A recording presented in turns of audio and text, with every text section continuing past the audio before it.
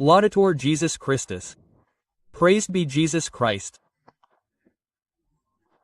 Dear friends of Vatican Radio, Vatican News, welcome to the live broadcast of the visit of the Holy Father Leo XIV to the Sultanate of Gibraltar, also known as the Blue Mosque. Today is Saturday, November 29, 2025, in Rome and Vatican City, on the third day of his first international apostolic journey to Turkey and Lebanon. It is 7:06 a.m. so, please accept a warm greeting from the Spanish-language editorial team, and from Sebastian Sanson Ferrari, who will be accompanying you in this radio report, coordinated by Massimiliano Menichetti and with the technical assistance of Adriano Vitali. The Holy Father is now arriving at the mosque and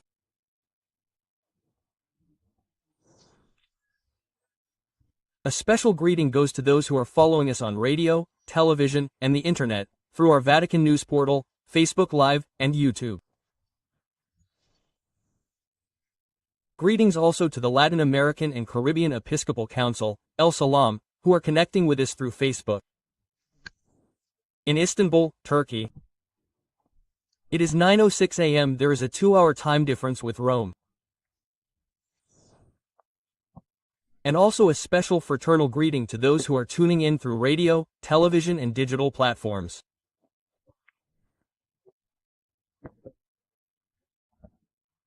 As always, our friends from the SOAR, New Evangelization, Setelm Television in Spain, Radio Maria in Paraguay, Radio and Television Caritas, Catholic University in Asunción, Paraguay, Radio Vicentina Chile, Radio La Voz de Maria in Guayaquil, Ecuador, Radio Magna in Chubut, Argentina and in the United States, Radio Paz in Miami, Radio Immaculata and Immaculata Television, ETN Radio and Television.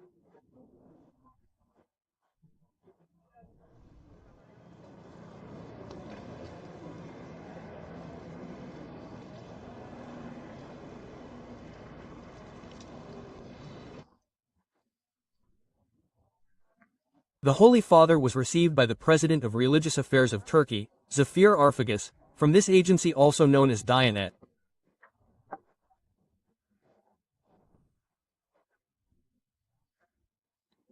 The Pope had already met with Zafir Arfagas on Thursday, November 27, on the first day of his first international apostolic trip to Turkey and Lebanon.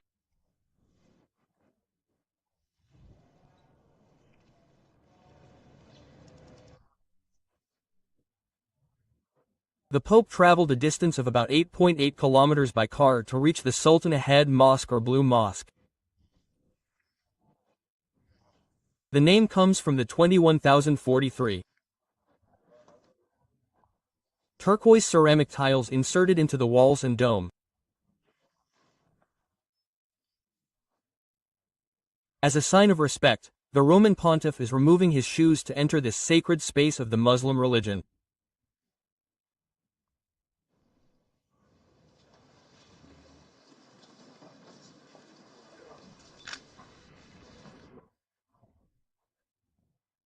His predecessor, Pope Francis, had also visited the Sultan Mosque, Blue Mosque, on the same day, November 29, 2014, when the then Argentine pontiff was making his apostolic trip to Turkey.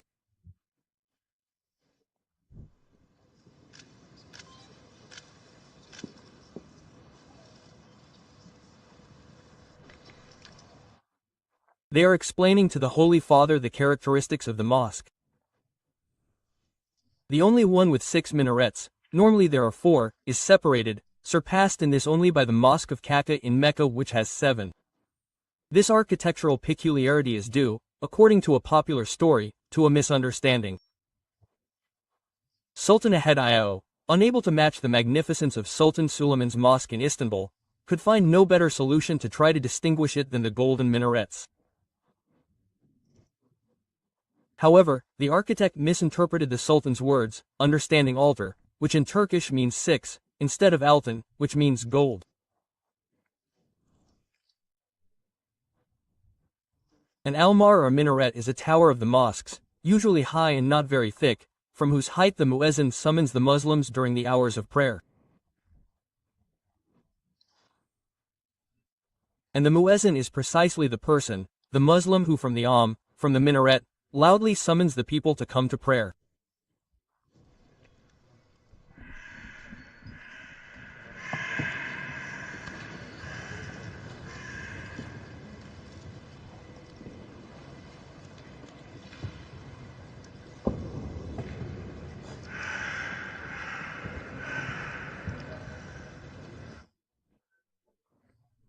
The Blue Mosque is one of the most magnificent structures of the Ottoman Empire, located next to the Byzantine Hippodrome and opposite Hagia Sophia in Istanbul.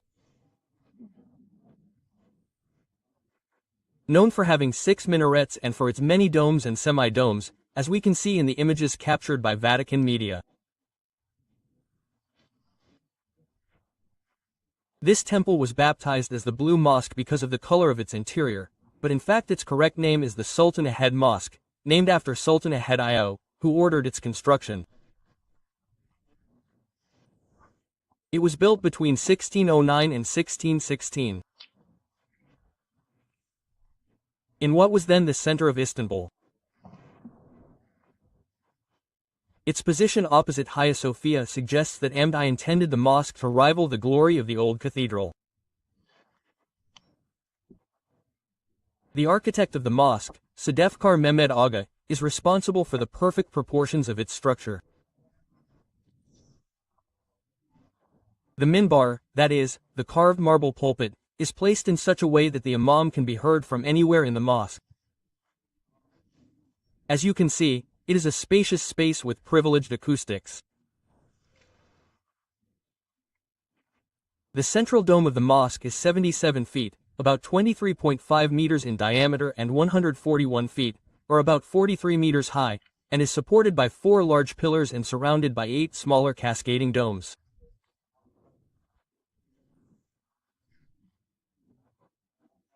The interior of the mosque is lined with these numerous handmade ceramic snake tiles, richly decorated with flowers, trees and abstract patterns.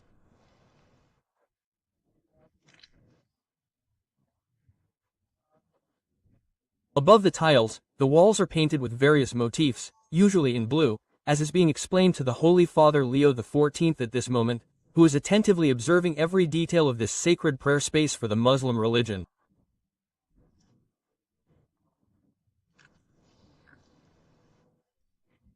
More than 250 stained glass windows allow daylight to flood the interior.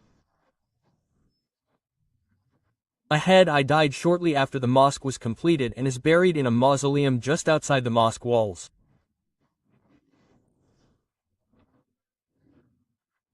The Blue Mosque has a capacity to accommodate around 10,000 worshippers, and hundreds of Muslims use it for daily prayers 5 times a day, with many more attendees on Fridays and during Muslim holidays.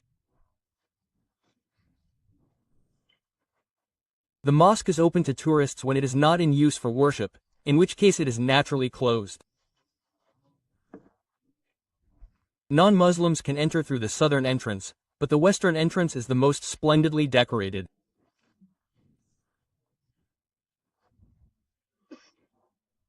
In fact, the mosque has a series of rules of conduct and a dress code to respect the sacredness of this space for Muslims.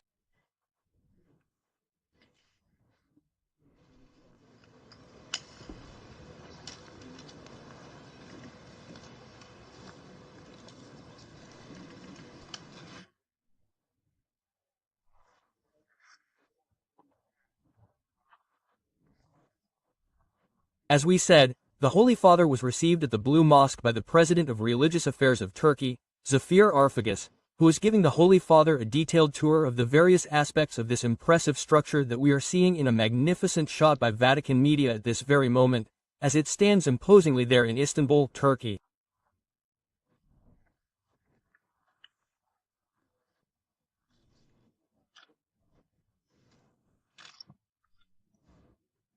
Third day of the International Apostolic Journey, the first International Apostolic Journey of Pope Leo XIV to Turkey from November 27 to 30 and then to Lebanon from November 30 to December 2, 2025, date on which he will return to Vatican City. Next Tuesday, December 2.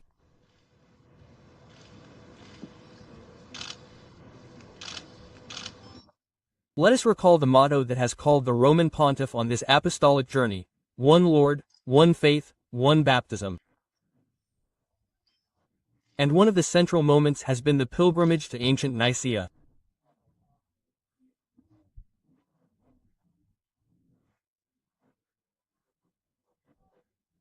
Yesterday, Friday, November 28th, Pope Leo XIV participated in an ecumenical prayer meeting with Patriarch Bartholomew I, the Ecumenical Patriarch of Constantinople, at the site of the archaeological excavations of the ancient Basilica of St. Neophytos in Iznik, ancient Nicaea, to commemorate the 17th anniversary of the First Ecumenical Council convened in the history of the Catholic Church.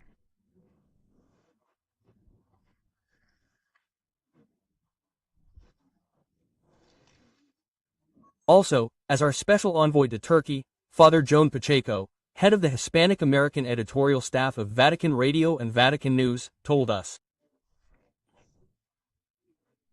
From the Sultan Mosque, the Blue Mosque in Istanbul, Turkey, the President for Religious Affairs of Turkey, Zafir Arfagas,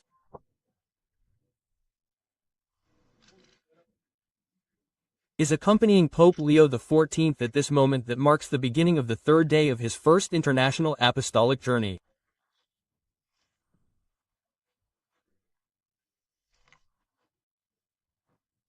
Following his visit to the mosque, the Holy Father is scheduled to have a private meeting with the heads of the churches and Christian communities in the Syriac Orthodox Church of Mor Ephraim.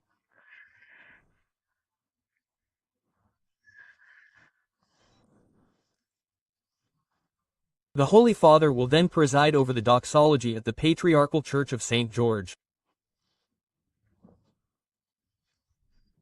He will meet with his heir Bartholomew I and sign the joint declaration with him at the Patriarchal Palace.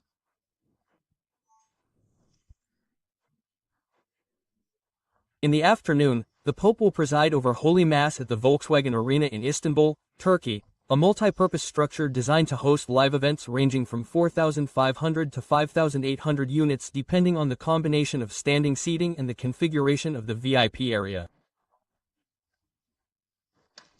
The arena, which was officially opened in 2015, is part of the UNIC Cultural Complex in Istanbul, which is located in Maslak.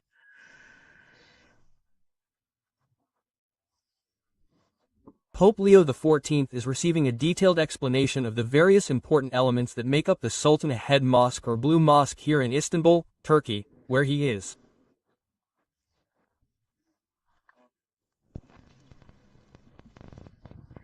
Pleased to visit this sacred space for the Muslim religion.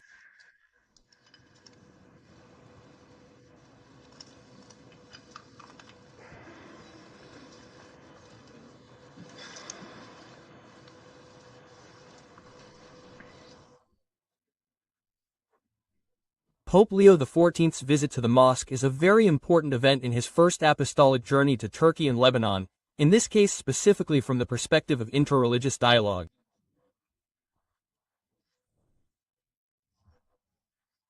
This year, on October 28, the 60th anniversary of the publication of the Conciliar Declaration Nostra Aetate on the relations of the Catholic Church with non-Christian religions was celebrated. Among the events held to mark this anniversary, the Pope had participated in a commemoration in the Paul VI Hall in Vatican City, on which occasion he underlined the relevance and validity of this text.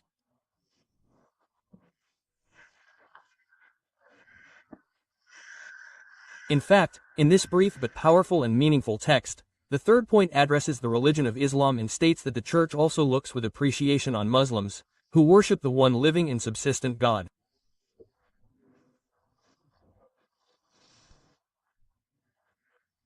Merciful and Almighty, Creator of heaven and earth, who spoke to men to whose hidden designs they seek to submit with all their souls as Abraham, whom the Islamic faith looks upon with pleasure, submitted to God.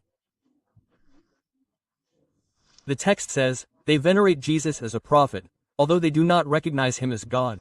They honor Mary, his virginal mother, and sometimes they also invoke her devoutly. They also await, the declaration says, the day of judgment, when God will reward all resurrected men. For this reason, they also cherish the day of judgment, when God will reward all resurrected men. Therefore, they value the moral life and honor God, above all with prayer, almsgiving, and fasting. But over the centuries, says the conciliar Declaration Nostra Aetate, not a few disagreements and enmities have arisen between Christians and Muslims. The Sacred Council exhorts all to forget the past and to work together to promote social justice, moral good, peace, and freedom for all men. The Pontiff has insisted on this on several occasions, let us recall, both in his speeches during his trip up to now and in his public addresses since his election on October 8. May 12, on the themes of fraternity, unity, and the role of religions in building peace in a world torn apart by the scourge of violence, wars, and tensions in so many regions of the planet.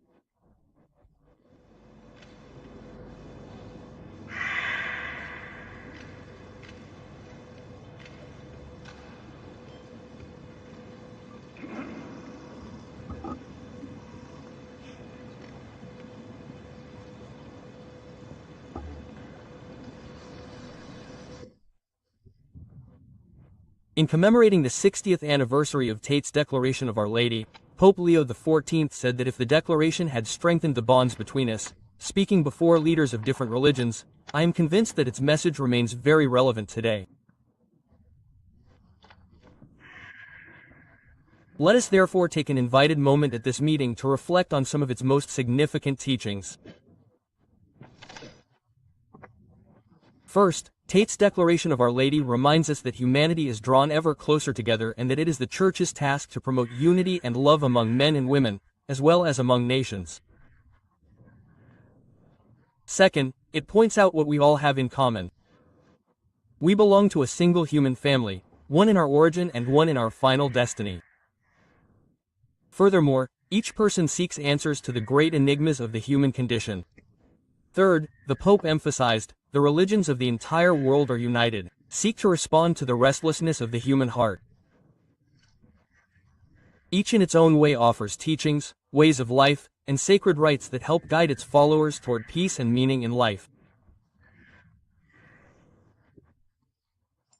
Fourth, the Catholic Church rejects nothing that is true and holy in these religions, which reflect a glimmer of that truth that enlightens all men. She regards them with sincere respect and invites her sons and daughters, through dialogue and collaboration, to recognize, preserve, and promote what is spiritually, morally, and culturally good in all peoples. Finally, the Holy Father said, we must not forget how our era actually developed. Initially, Pope John II commissioned Cardinal Agustin Bea to present to the Council a treatise outlining a new relationship. In this case, it was between the Catholic Church and Judaism. We can therefore say that the fourth chapter dedicated to Judaism is the heart and generative nucleus of the entire declaration. This historic document, the Pope affirmed in another passage of his speech, opened the door for us to a simple yet profound principle.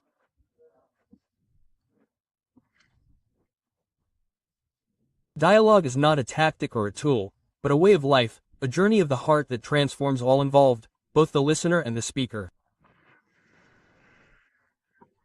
What's more, we travel this path not by abandoning our own faith, but by remaining steadfast in it. Because authentic dialogue does not begin with compromise, but with conviction, with the deep roots of our own faith, which gives us the strength to approach others with love.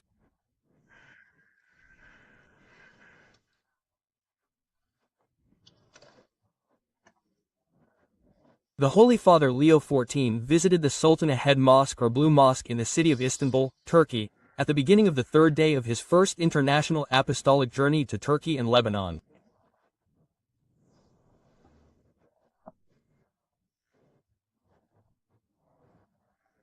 He will remain in Turkey until Sunday, December 30th, and from there he will depart for Lebanon, where he will remain until Tuesday, December 2nd, 2025.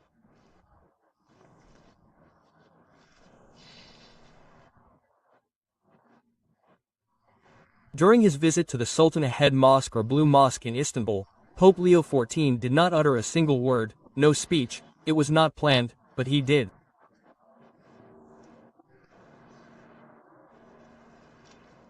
The Pope remained silent. A gesture that also revealed respect for the sacred space in which he found himself.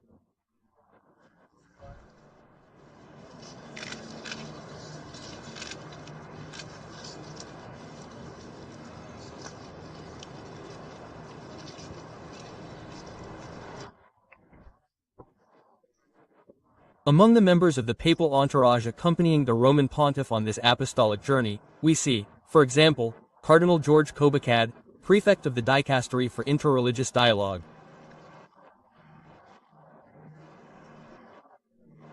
This is a very important topic on this apostolic journey, as is ecumenical dialogue.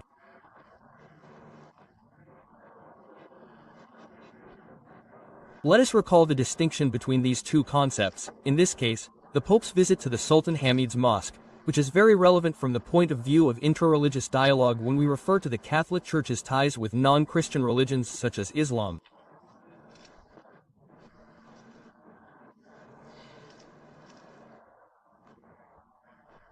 And in the case of ecumenical dialogue, we refer to the Catholic Church's dialogue with Christian religions, with Christian denominations.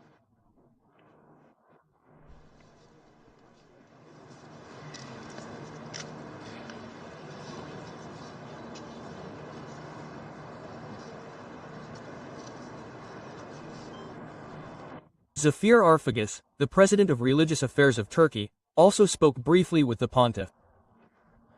At this point, the Pope has already left the sacred space of the mosque. He has put back on the shoes that he had been wearing. He had removed them as a sign of respect, as required by the rules of conduct and dress in such places.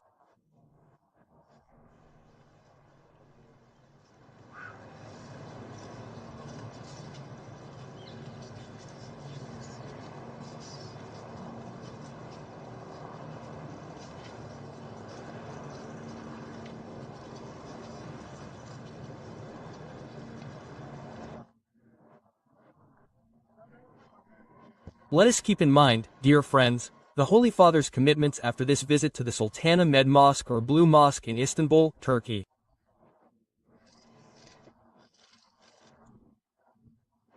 He will meet privately with the heads of the churches and Christian communities at the Orthodox Syriac Church of Mamre Ephraim.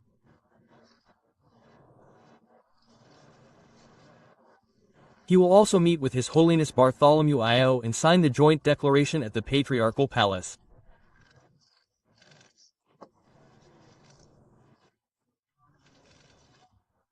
In the afternoon, he will preside over Holy Mass at the Volkswagen Arena, a multi-purpose structure designed to host live events that varies in capacity from 4,500 to 5,800 units depending on the combination of standing seats and the configuration of the VIP area.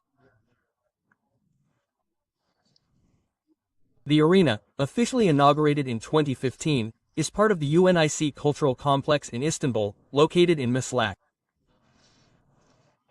Now leaving the Sultan Ahmed Mosque,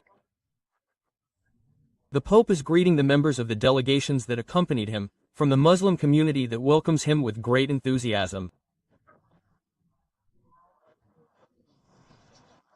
Joy on this important visit to the country, to Turkey and then to Lebanon. The Holy Father is already getting ready in the car to head to his next public engagement.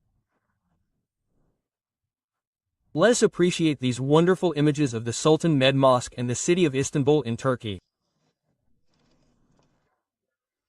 And now we are approaching the end of this extraordinary broadcast of Vatican Radio Vatican News.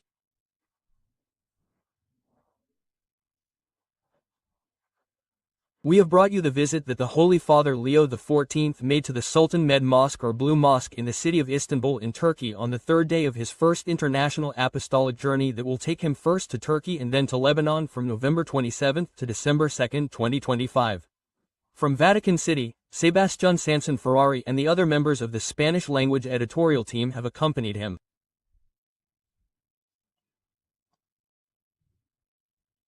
Stay tuned also for the reports that our correspondent there, Father Joan Pacheco, head of our editorial team, is sending. Have a happy Saturday and a blessed weekend. Laudator Jesus Christus. Praised be Jesus Christ.